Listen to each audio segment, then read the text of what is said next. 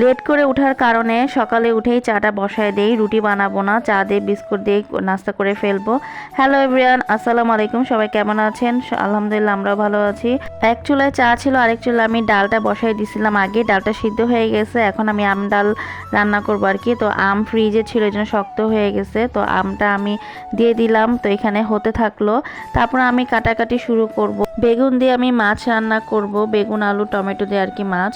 তারপর এখানে বেগুনটা কেটে নিতেছি। তারপর হচ্ছে আমি মিষ্টি কুমড়া ভাজি করব, তো মিষ্টি কুমড়া আমি কেটে নিতেছিলাম। তারপর আমি অনেকগুলো পেঁয়াজ কেটে নিয়েছি এখানে। তারপরে হচ্ছে এখানে আমি ভাজি করব আর কি, বেগুন ভাজি, তো গোল গোল করে কেটে নিলাম।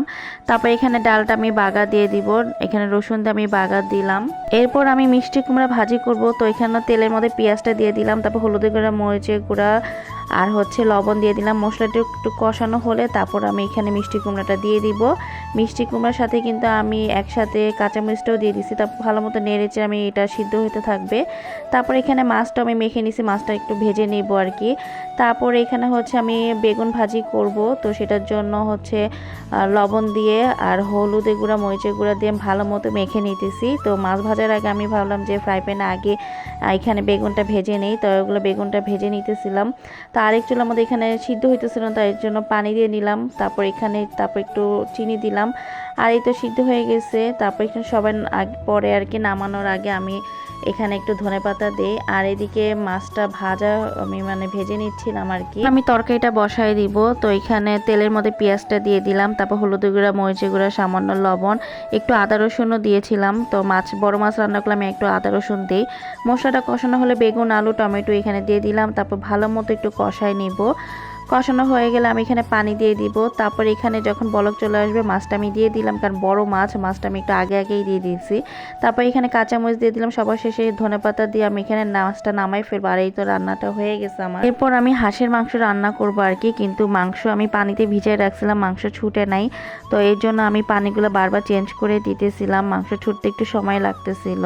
আর এদিকে বাবা আর ছেলে মিলে ঘুমাইতেছিল, কারণ শুক্রবার ছিল। একটু লেট করে ওরা ঘুম থেকে উঠে, তো আমি সকাল সকাল উঠে রান্না বসাই দিছি। তো ওরা সকাল সকাল পরে উঠে গেল।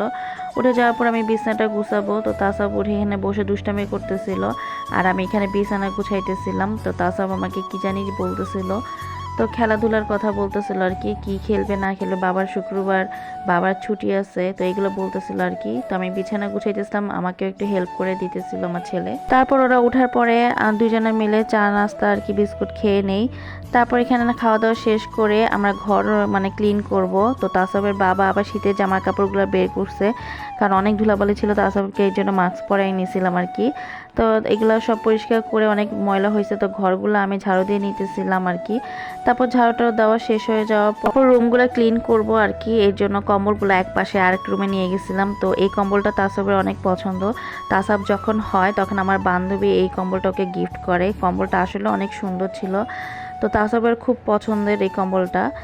আর এখানে হচ্ছে আমি রুমগুলো পরিষ্কার করে নিতেছিলাম। রুমের এখানে অনেক ঝুলঝাড়ু হয়েছিল, তো ওগুলো পরিষ্কার করে নিছে। আর এখানে তাসবে এইটা পরিষ্কার করে দিতে বলছে, গাড়িটা আমি রেখে দিছিলাম, ও বেশি একটা চালায় না সেজন্য আর কি। এরপর আমি ফার্নিচারগুলো সব ক্লিন করে নিছি, একটা কাপড় দিয়ে সবগুলো ক্লিন করে নিছি। আর তাসবের বাবা আমার এখানে রান্নাঘরে কিছু জিনিস ময়লা ছিল নিচে, তো এগুলো সব পরিষ্কার করে দিছে। আর এখানে বেসিনও সে পরিষ্কার করে নিচ্ছিল, আমি একটু মাঝখানে একটু ভিডিও করে নিছি। তারপর আমি হাঁসের মাংস বসাবো আর কি। তো এখানে হচ্ছে আমি তেলের মধ্যে পেঁয়াজ দিয়ে দিলাম, পেঁয়াজটা একটু লাল লাল হইলে তারপর এখানে হচ্ছে দারচিনি, এলাচি, তেজপাতা, তারপর লবঙ্গ, সবগুলো মশলা আমি গরম মশলা দিয়ে দিলাম। গরম মশলাটা যখন একটু ভাজা ভাজা হবে তারপর আমি এখানে পরিমাণ মতো আদা রসুন দিয়ে দিব। আদা রসুনটা একটু বেশি দিতে হয়, আর আমি এটা প্রথমবার আমি রান্না করছি, এর আগে কখনো আমি রান্না করি নাই। এরপর আমি দিয়ে দিব হলুদের গুঁড়া, তারপর হচ্ছে মরিচের গুঁড়া। মরিচটা একটু বেশি দিতে হয়, হাঁসের মাংস একটু ঝাল খেলে বেশি ভালো লাগে আর কি। তারপর হচ্ছে লবণ, তারপর গরম মশলা, তারপর জিরার গুঁড়া, তারপর হচ্ছে ধনিয়ার গুঁড়া, সব কিছু দিয়ে আমি ভালো মতো মশলাটা আমি কষায় নিব। মশলাটা যত কষাবেন ততই কিন্তু মজা হবে মাংসটা আর কি। আমি ইচ্ছা মতো অনেক ভালো মতো কষায় নিছি, যেন মশলার গন্ধটা না আসে। তখন আমি তেলের মধ্যে একটু ভেজে নিয়েছি, তারপরে এখানে আমি একটু পানি দিয়ে মশলাটা আরও ভালো মতো আমি কষায় নেব। তো ভালো মতো এখানে মশলাটা কষানো হয়ে গেছে, আর এখানে মাংসটা আমি ভালো মতো ধুয়ে রেখে দিছি। তারপরে এখানে ধোয়ার পরে এখানে মাংসটা যখন এই যে মশলাটা যখন এখানে তেলটা উপরে উঠে আসবে তখন আমি মাংসগুলো দিয়ে দিব। তারপর দিয়ে ভালো মতো এখানে নেড়ে চেড়ে এখানে ঢাকনা দিয়ে আমি রেখে দিব আর কি। মাংসটা আর কি আমি কষায় নিব। তারপর দেখেন মাংসটা কষানো হয়ে গেছে। তারপরে এখানে মাংসটা যখন কষানো হয়ে যাবে এখানে আমি রসুন দিয়ে দিলাম। আমার এখানে রসুন এই কটাই ছিল, তো আমি রসুনটা এই কটা দিয়ে পানি দিয়ে তারপরে এখানে আমি ঢাকনাটা আর কি লাগাই দিব আর কি প্রেসার কুকারে। তারপরে এখানে দেখেন প্রেসার কুকারে আমি ঢাকনা লাগাই দিছি, তো এখানে প্রেসার কুকারে হচ্ছে। তারপরে এখানে কয়েকটা সিটি দেওয়ার পরে এখানে এই যে আমি এখানে বাষ্পগুলো আগে বের করে নিতেছিলাম। আর এখানে গরম মশলাগুলো আমি ভেজে এখানে গুঁড়া করে নিছি হাঁস নামানোর আগে আর কি। আমি এগুলো দিয়ে দিব। তারপরে এখানে কাঁচামরিচও কিন্তু দিয়ে দিছি। তারপরে এই তো আমার রান্নাটা হয়ে গেছে। আর ওই গরম মশলাগুলো কিন্তু নামানোর আগেই দিতে হয়, দিলে কিন্তু অনেক মজা লাগে। আর রান্নাটাও খুব মজা হয়েছিল। তারপরে বাবা খেয়ে বলছে খুবই মজা হয়েছে, মানে হাঁস আমি প্রথম রান্না করছি, সেই তুলনায় অনেক মজা হয়েছে। তারপর আমরা খাওয়া দাওয়া শেষ করে একটু রেস্ট নিয়ে সন্ধ্যাবেলা আমরা বের হই তাসবের জন্য একটু শীতের জামা কিনবো। তো তাসব এখানে রেডি হয়ে যায়, আমি রেডি হই। তাসব বলতেছে আমাকে একটু ভিডিও করো, মানে তাসব একটু ঢং করতেছিল আয়নার সামনে দাঁড়িয়ে। তো এই তো আমি রেডি হয়ে যাই। তারপর আমরা বের হয়ে পড়ি, আমি আর তাসব আগে আগে নেমে যাই, তাসব বাবা একটু লেট করে নামে। তো এই তো আমরা রওনা দেই। তো তাসব বলতেছে আমাকে কোলে নাও কোলে নাও। তো তাসব এই যে তারপর আমরা রিক্সা পেয়ে যাই।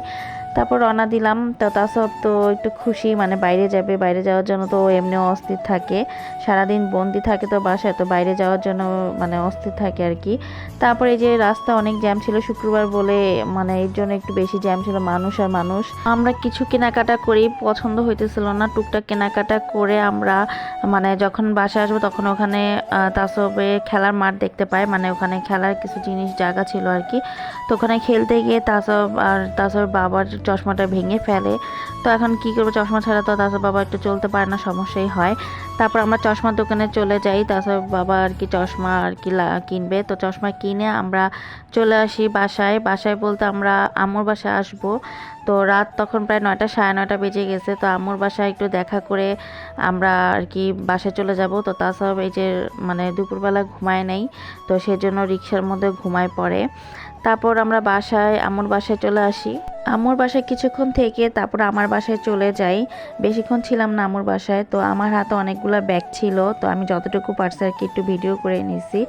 আর তাসব ওখান দোকান থেকে পতাকা কিনবে, তো পতাকা কিনে নেয়, তাসব বাবা পতাকা কিনে দেয়। তারপরে এই তো আমরা বাসায় চলে আসলাম। তো অনেকগুলো কেনাকাটা করছে, তাসবও অনেক খুশি, তাসব যা চাইছে সবই পাইছে। তো ধন্যবাদ ভিডিওতে দেখার জন্য। সবাই ভালো থাকেন, সুস্থ থাকেন, আর তাসবের জন্য বেশি বেশি করে দোয়া করবেন। আর আমাদের ভিডিওটি ভালো লাগলে লাইক কমেন্ট বেশি বেশি করে শেয়ার করবেন। আল্লাহ হাফেজ, টাটা, বাই বাই।